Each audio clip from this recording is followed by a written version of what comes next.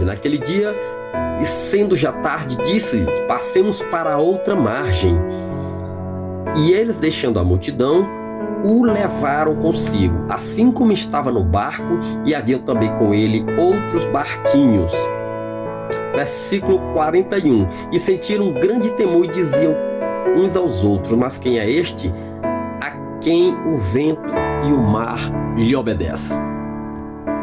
Aí fica a pergunta para você. Vou fazer novamente esta pergunta para você que está aí na sua casa. Quem é este que até o vento e o mar lhe obedecem? Quem é este que é o centro principal do Evangelho? Quem é este que é da descendência de Davi? Quem é este que morreu ao terceiro dia e ressuscitou e está nos céus? Quem é este que estava pendurado entre uma cruz no meio de dois ladrões, um no qual ele perdoou e o outro não teve a vida eterna porque rejeitou o filho? Quem é este que ressuscitou o morto após de 4 dias? Quem é este que ressuscitou a filha de Jairo? Quem é este que anda nas asas do vento? Quem é este? Este é o nosso Senhor Jesus Cristo de Nazaré, o dono da nossa vida, o dono da sua vida. Este é o Senhor Jesus Cristo de Nazaré, que tem te contemplado todos os momentos da tua vida. Este é o Filho de Deus. Amados, Jesus tinha pregado o dia todo. Jesus tinha curado muitas pessoas acometidas de enfermidades. Jesus tinha feito vários milagres. Jesus tinha falado bastante. E tanto eu como você, nós sabemos que durante um dia todo, uma jornada pesada de trabalho, a gente se sente cansado, a gente fica pesado, sonolento. Com Jesus não era diferente. Jesus estava cansado, Jesus estava sonolento. E logo no capítulo 35 ele diz: entramos dentro deste barco e passamos para outra margem. Mas diz a palavra que no meio do percurso, Jesus Cristo estava dormindo. E quando a gente está cansado, afadigado do dia, do trabalho, a gente chega em casa e a gente vai descansar o corpo, a gente vai dormir, tirar uma soneca, popularmente falando. E Jesus estava dormindo. E naquele exato momento, diz a palavra de Deus, que veio uma forte tempestade, uma tempestade enorme. Os discípulos estavam dentro do barco, eles poderiam até pensar que poderiam tirar de letra aquela situação, porque na verdade eles eram todos, trabalhavam ali naquela cidade marítima, eles pescavam, eles já tinham lidado com bravos mares furiosos, eles já tinham ali suportado várias situações e talvez não quiseram acordar o mestre que estava dormindo, que tinha pregado o dia todo, que tinha falado o dia todo, que tinha andado pelaquela região da Judéia o dia todo. Não, vamos deixar o mestre dormir e vamos aquietar este mar. E tentaram de uma forma, tentaram de uma outra, mas diz a palavra que cada vez mais o barco se enchia de água. Até que no exato momento eles viram que não iriam dar conta, e quando a carranca da morte bate na nossa porta, nós perdemos o sentido, nós não sabemos o que falamos, nós ficamos atônitos. E da mesma forma, assim os discípulos se sentiram recuados, ameaçados.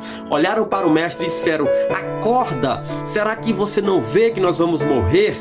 Amados, Jesus levanta, aquieta o mar, dá ordem para o mar aquietar e de repente acontece uma leve bonança. O mar se aquieta. Jesus diz a seguinte frase: será que não tendes fé? Eu pergunto para você, qual é a razão dos discípulos ter fé e não ter medo?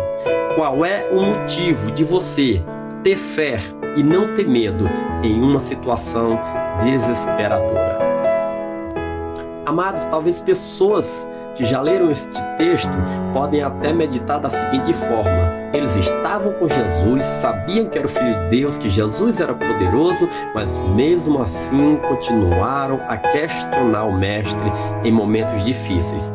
Amados, tanto eu quanto você, quantas vezes já não entregamos Jesus, já não questionamos Jesus por momentos difíceis e até mesmo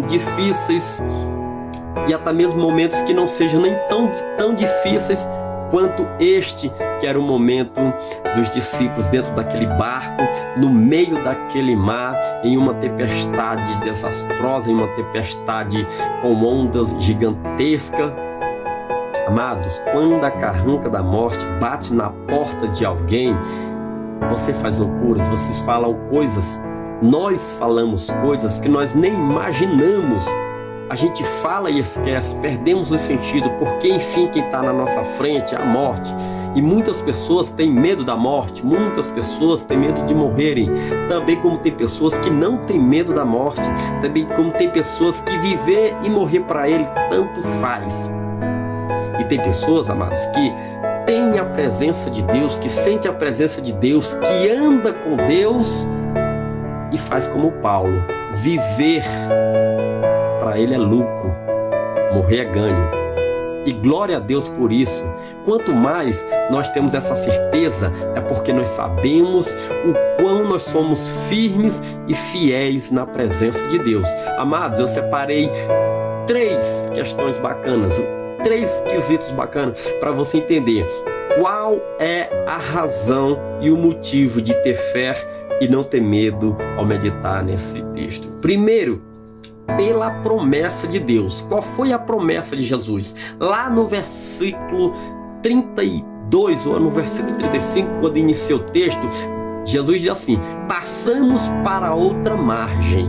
Jesus está dizendo que vão passar para outra margem.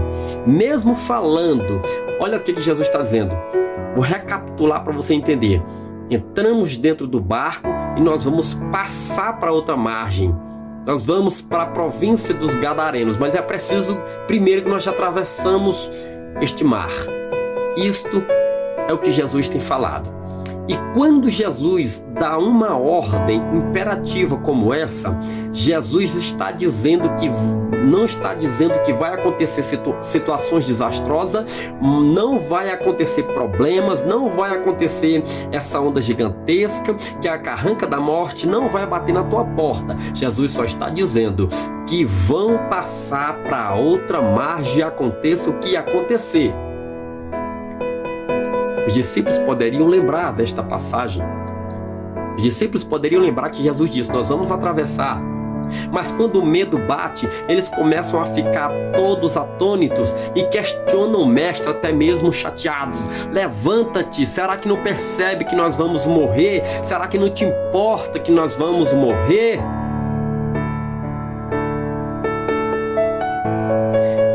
E a segunda questão que eu levanto aqui é pela paz. Qual o motivo? Qual é a razão de ter fé e não ter medo? Pela paz. Os discípulos olham para Jesus e Jesus está dormindo. Jesus estava ali dormindo, e quem dorme transmite uma paz intensa. Quem dorme transmite aquela paz perfeita. Você já viu uma pessoa dormindo? Dificilmente você vai olhar para uma pessoa, ver ela dormindo e ver ela com a cara ruim. Você vai olhar para ela e ela vai estar dormindo tão tranquila, transmite uma paz tão intensa. Inclusive tem essas músicas aí que as pessoas colocam para dormir, só aquele solozinho de piano, que é uma paz tranquila. Quem dorme transmite paz. Você sabe o que é paz? Paz não é ausência de tempestade nas nossas vidas, mas paz é a presença de Deus no meio da tempestade. Paz é você estar no meio da tempestade. É você estar olhando para a direita, para a esquerda, para frente, para trás, no meio do mar, e não ver ninguém para te socorrer. Mas você tem a presença de Deus na tua vida. Da mesma forma, você não se abala, porque você sabe que de imediatamente aquele homem que caminha sobre as águas está do teu lado para te socorrer, está do teu lado para te dar força. Todas as vezes que uma tempestade vier com muita força e com muita fúria, quando o mar vier bravo para te derrubar, lembre-se, a paz que você precisa no meio da tempestade chama-se Jesus Cristo de Nazaré. E o terceiro quesito que eu levanto aqui é pelo poder.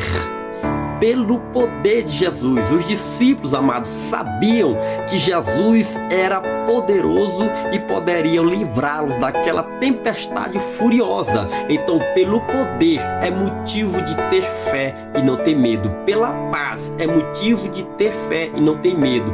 Pela promessa feita no início do texto é motivo de ter fé e não ter medo. Pela promessa que Jesus tem feito na sua vida, que você vai chegar lá, que você vai vencer, que se você estiver na presença dele, tudo vai andar perfeitamente. É motivo de você ter fé e não ter medo. Que Deus possa te abençoar nesta oportunidade tão rica. Você que está aí na sua casa, você que está aí no seu trabalho, ou você que talvez está aí dando uma volta no YouTube e caiu de cara neste vídeo, esta palavra é espetacularmente feita para você, especialmente para a tua alma. Esta palavra Deus tem soprado sobre a tua vida. Se você anda atônito, se você anda preocupado com as situações, com as tempestades da vida, se você anda ansioso demais, querendo antecipar o que ainda vai acontecer, Deus está dizendo: eu acalmo a tempestade da tua vida. Jesus está dizendo: eu determino a vitória na tua vida. Vamos orar.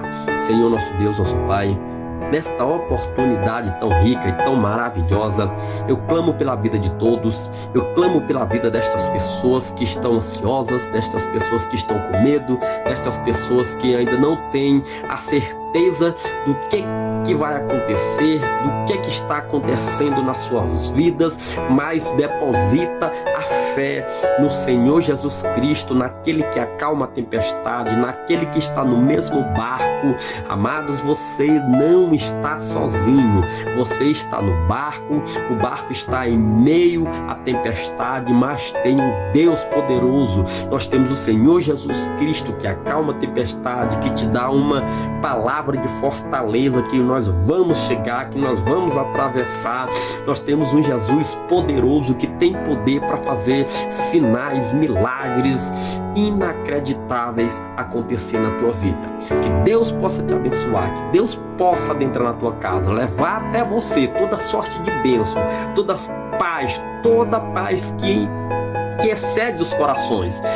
Deus e o seu Espírito Santo agora coloca na tua vida esse espírito de sabedoria, esse espírito de fortaleza. Assim nos diz a palavra, que o Espírito Santo do Senhor, Deus tem nos dado um espírito de fortaleza e não de covardia e nem de medo, mas o Espírito que habita em vós é o Espírito do Senhor, espírito de esperança, espírito de perseverança, espírito de paz, espírito de poder, espírito de força. É o Espírito Santo de Deus que está soprando toda a sua casa, e toda obra do inimigo já caiu por terra. Não vai adentrar na tua casa, não vai destruir a tua família e não vai atormentar a tua vida e nem vai te trazer nenhum tipo de depressão, porque mais poderoso e mais forte é o Espírito Santo do Senhor, e é em nome de Jesus nós determinamos a vitória.